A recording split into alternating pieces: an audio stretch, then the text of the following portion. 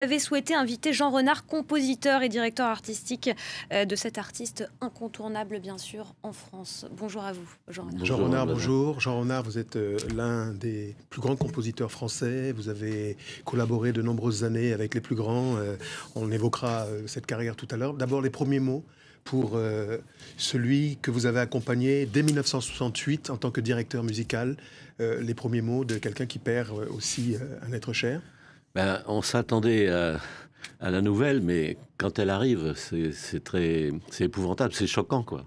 Je l'ai appris cette nuit, je dormais pas d'ailleurs à 4 heures du matin, et c'est bien, ça fait un choc, quoi. C'est un géant qui s'en va en plus, et c'est un ami, plus que ça même. Alors, vous commencez à travailler avec Johnny Hallyday en 1968, et si je peux dire, c'est l'une des grandes voix de la chanson française qui vous fait l'entremise. Oui, c'est Sylvie Vartan, son épouse, qui à l'époque marche très bien. On vient de faire la Maritza d'ailleurs au studio, et puis voilà, et elle m'a présenté à Johnny chez Jean-Claude Brialy dans un restaurant au Marais à Paris. Alors Claire, je suis sûr que rien ne vous échappe. Dans le patrimoine musical de Johnny Hallyday, il y a une chanson écrite et composée par Monsieur Jean Renard. Que je t'aime. Que je t'aime. C'est une chanson particulière parce qu'elle est décrétée chanson préférée des Français. Allons bon, tant mieux, je ne savais pas. Ça fait partie du patrimoine aujourd'hui. Oui, oui, en effet, ça me fait plaisir, bien sûr.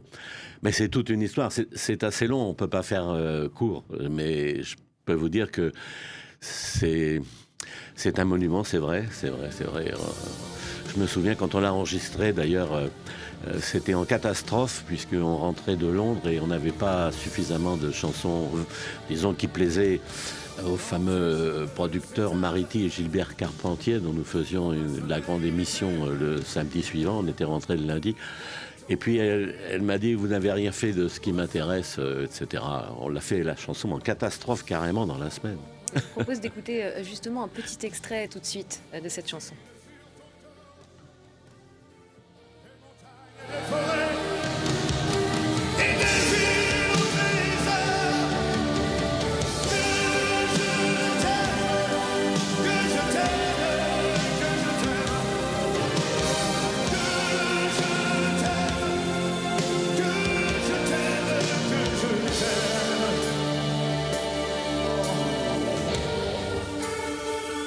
Que je t'aime, Johnny Hallyday par Jean Renard.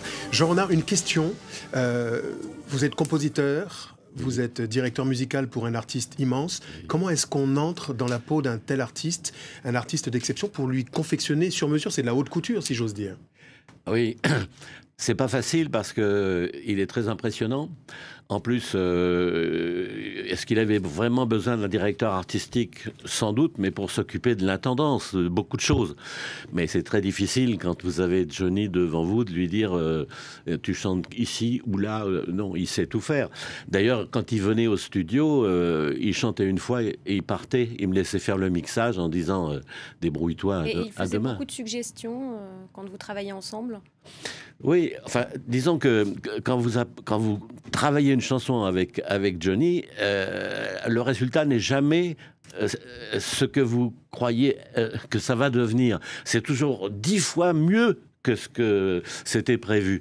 On dit souvent qu'il pouvait chanter les pages de l'annuaire, mais c'est assez extraordinaire. Alors, on parlait de Sylvie Vartan tout à l'heure. Pour ceux qui ont un petit peu plus de 20 ans, c'est J'ai un problème, je crois bien que je t'aime, entre autres. Voilà. C'est cette première chanson qui vous permet de faire la jointure entre ce couple idyllique et le couple chéri de toute la France. Voilà, mais ça, c'est un petit peu plus tard, c'était en 1973. 73 que je t'aime.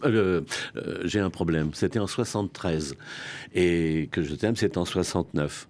Donc, il s'était passé un peu de temps et on avait eu, disons, l'occasion de se connaître et de s'apprécier. Hein. Alors moi, j'aimerais qu'on parle maintenant de la personnalité de l'homme. On voit que c'est une star quasi planétaire, puisque le New York Times, on voit des tweets qui partent partout, et qui décrètent, par exemple, que c'est le Elvis Presley qui vient de rendre l'âme. Il a un petit côté Michael Jackson, si j'ose dire. Ça, c'est mon côté funky fresh et dynamique, encore qui n'aurait nié ni le blues, ni les musiques soul, au sens où c'est un fauve, c'est quelqu'un de bondissant, de jaillissant, et en même temps, il est timide, quasi réservé et quasi effacé. Est-ce que c'est quelque chose que vous pouvez confirmer? Oui, bien sûr, il a toujours été comme ça. Ça vient de son origine. Il n'a jamais été sécurisé de ce côté-là, comme tout le monde le sait. Il connaissait pas vraiment son père ni sa mère. Il avait été élevé par sa tante. Et donc, ça lui a été resté accroché à la vie tout le temps. Tout le temps. Même quand il prenait une guitare, il en jouait très bien. Mais il disait qu'il fallait qu'il fasse forcément des progrès. Il n'était jamais vraiment sûr de lui. Sauf, alors là, quand il faisait 1h30 de scène et qu'il était inégalable, quoi. Et c'est ce qui explique l'amour... L'amour qui a dépassé les générations, hein, finalement. Bien sûr.